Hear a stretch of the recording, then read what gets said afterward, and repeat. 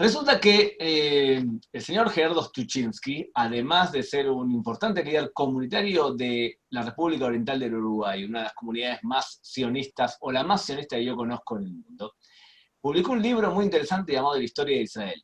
Y este libro lo pueden encontrar aquí en la dirección que estamos marcando, se puede comprar en Amazon, y él tiene una forma especial de contar la historia de Israel.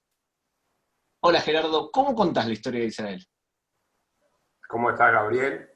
Un gusto realmente charlar contigo.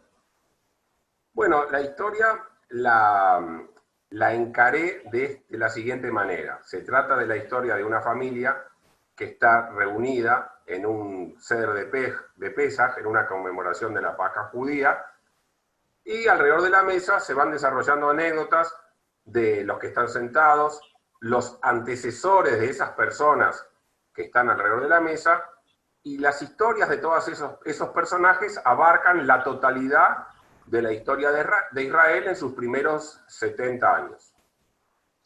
O sea que termina prácticamente en nuestros días y comienza con la independencia.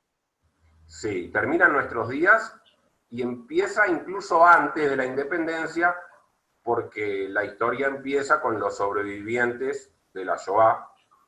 Algunos provienen de Cuba, bueno, provienen de distintos países, que es la historia verdadera de Israel, que recibió gente proveniente de 100 países, o más de 100 países alrededor del mundo.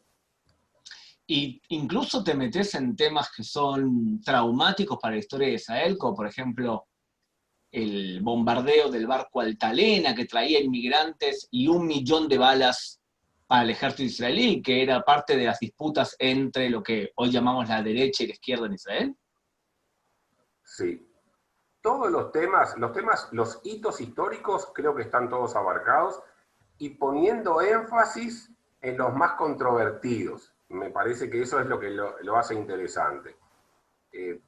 Cada libro de historia tiene su perfil y intenté que para hacerlo más ameno y más interesante, me adentro justamente en temas que son polémicos, dando la versión de las personas que lo vivieron, porque está contado del punto de vista de protagonistas de cada uno de los eventos que sucedieron. Y sí, como decís tú, están todos, en este caso, antes de la Guerra de la Independencia, el suceso de la Altalena, ¿no? Y de todos los eventos y de los hitos que tuviste que estudiar para poder escribir, ¿cuál fue el que te parece que marcó de forma fundamental el Israel que conocemos hoy? No sé si hay un hito que marcó el Israel que conocemos hoy. Creo que los primeros dirigentes en aquella época de Guerra Fría, los primeros dirigentes eran todos socialistas, laboristas.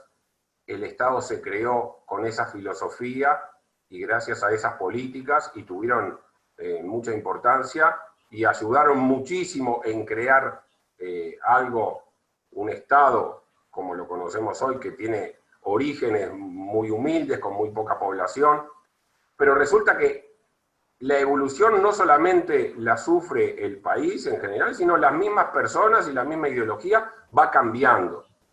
Entonces, así como Israel ha cambiado su perfil, como lo ha cambiado el mundo, y las propias personas protagonistas de esos eventos han también cambiado su manera y su visión del mundo y su manera de ver las cosas, de concebir, por ejemplo, la economía, la política, el relacionamiento con los enemigos que no reconocen el derecho a existir, tu propio derecho a existir.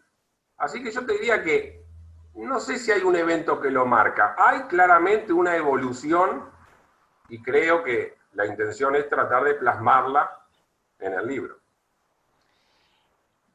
¿Te pasó que te ocurrió algo completamente surrealista tras publicar el libro? O sea, que alguien te escribió o te llamó o te encontraste con alguien que lo leyó y que te marcó y que pensaste, no puedo creer que lo hayan leído y que me hayan dicho lo que me acaban de decir. Tengo varias anécdotas de esas lindas, ¿no? Que a uno lo llenan de orgullo. Te diría que luego de lanzado el libro, en el Parlamento uruguayo, se produjo la conmemoración del Holocausto, el 27 de enero. Y a pesar que mi libro no trata de antes de la creación de Israel, pero sí los personajes vivieron, muchos de ellos son sobrevivientes del Holocausto, y yo intento explicar brevemente, pero sin que me falten cosas importantes, intento explicar qué fue el horror del Holocausto.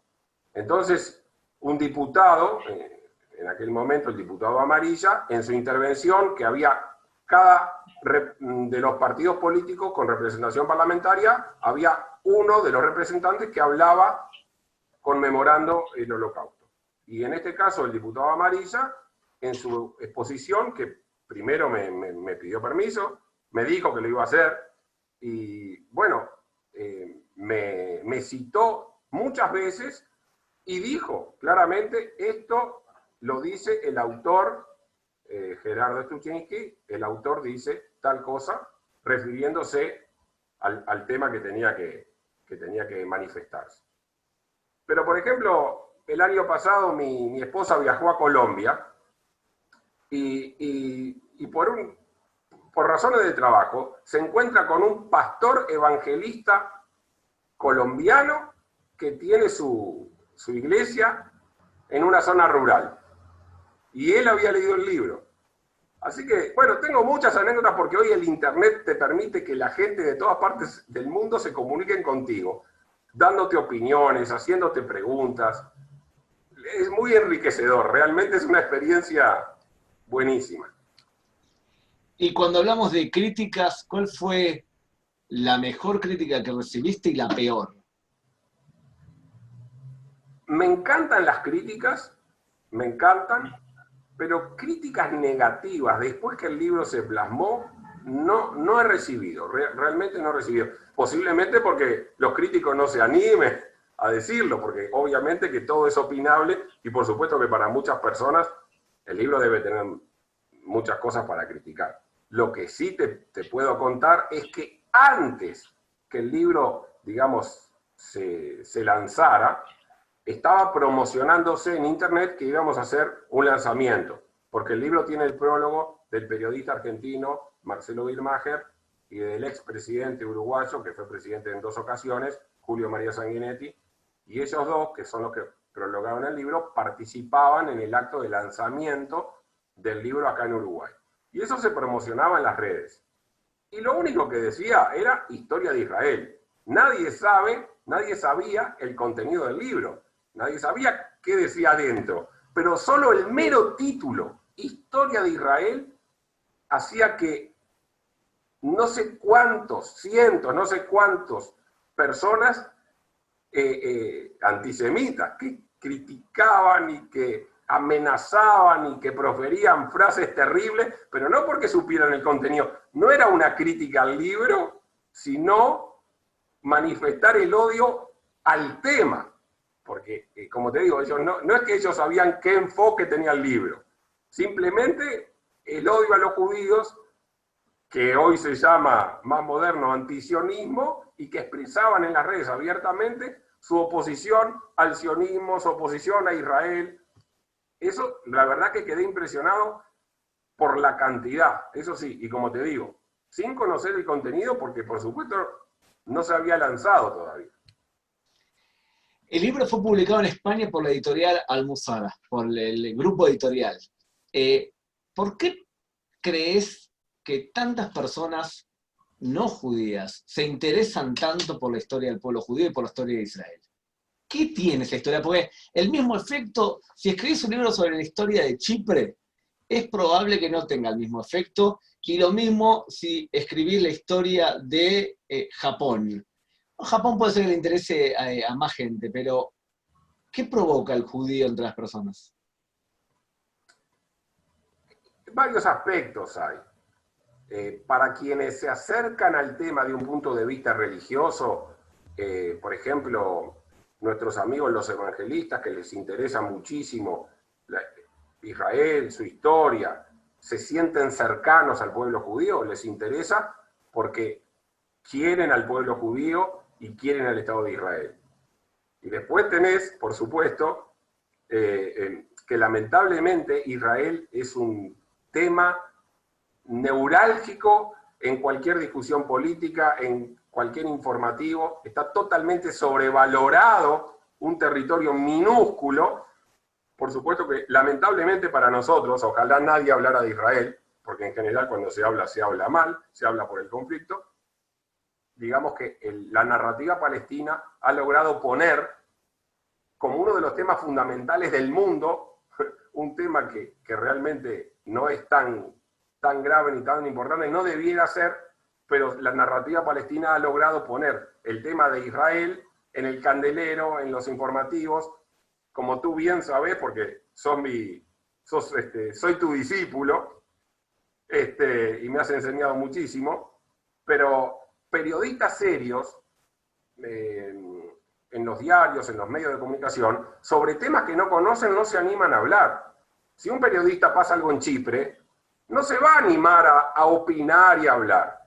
Pero sobre Israel, todos se animan a opinar. Leyeron 3 párrafos y ya tienen una postura respecto de hechos históricos sumamente complejos y además con narrativas opuestas. No es que sea tan claro en general qué fue lo que efectivamente pasó, pero toman partido en el mundo, los periodistas, gente inteligente, que sobre otros temas es inteligente, pero sobre el tema de Israel, ahí se nublan un poco y sin conocer nada se animan a hablar y se animan a opinar.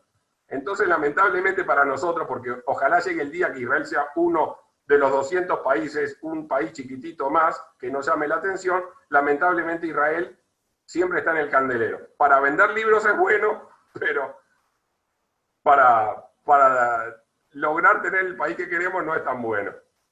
Última pregunta, Gerardo. Si dentro de 100 años podrías escribir este libro y los personajes van a vivir en un Israel mejor o peor al que tenemos hoy? Yo estoy convencido que en un Israel mucho mejor.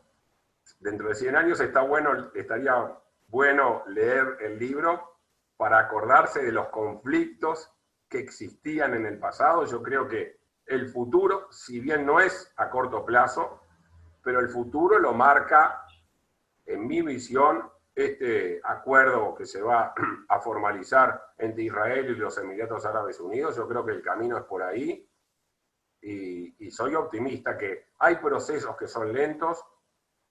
Tú sos un experto en esta explicación, pero igual yo me voy a tomar el atrevimiento de decirlo.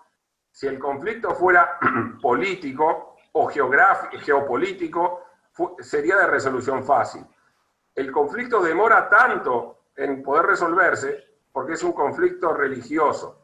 Y cualquier religión, la judía, la cristiana, la católica, la musulmana, la religión islámica, es tan difícil de generar un cambio, porque si vos tenés el concepto que la palabra proviene de Dios, que es palabra divina, el hombre no tiene la fuerza como para poder cambiarla. Entonces, como el conflicto es de naturaleza religiosa, bueno, a la larga, el conflicto se va a dirimir y va a existir una coexistencia pacífica.